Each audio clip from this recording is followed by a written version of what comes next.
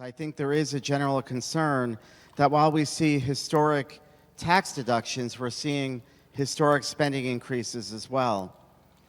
And I feel as if that if we don't learn from history, we're going to be doomed to repeat it. So the last time we heard about major tax deductions was back in 1995, I think, when we heard about the roll and rebate checks. And those rebate checks are still talked about and discussed today.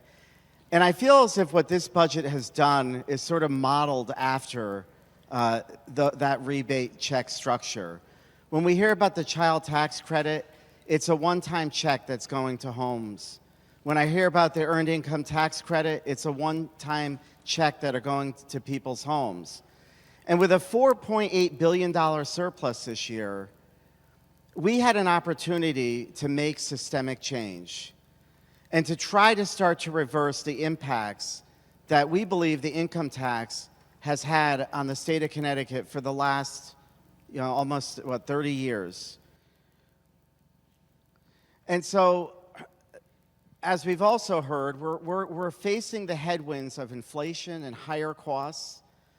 And this budget does touch on the gas tax. I'm happy to see that proposal extended out, and I think we've heard, I wish we would extend it out to diesel as well. But there isn't a lot here for the residents of Connecticut. When I look at our CBAC agreement that is spending over $2 billion for our state employees, on top of roughly the $2.5 billion that are being paid into the pension, this is a budget that is working for government, but not for the people of Connecticut.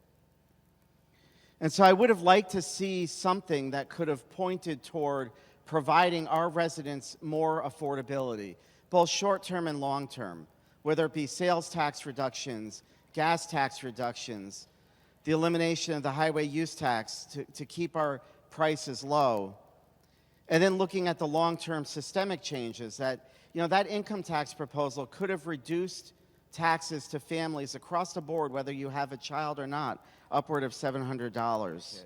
And then just finally, on the unemployment compensation fund, I was here in 2008 when our budget took a downturn, and I will continue to remind everybody. In 2008, when we had to borrow money from the federal government to pay back unemployment, we never recovered the jobs that we lost. And I think that is why our caucus so badly wants to see more money go into that unemployment fund. Because even though it's a 1% interest rate that's being paid, it will have a dramatic impact on job recovery over the next 6 years.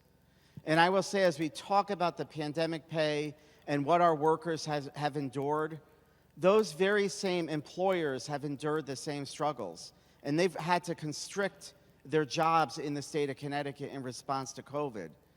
And I think that there's been very little that's been given to alleviate that. So while we have reaped the benefits of Wall Street and have gone on a spending spree as a result, I think our Main Street has been left with a credit card bill that they're going to have to pay.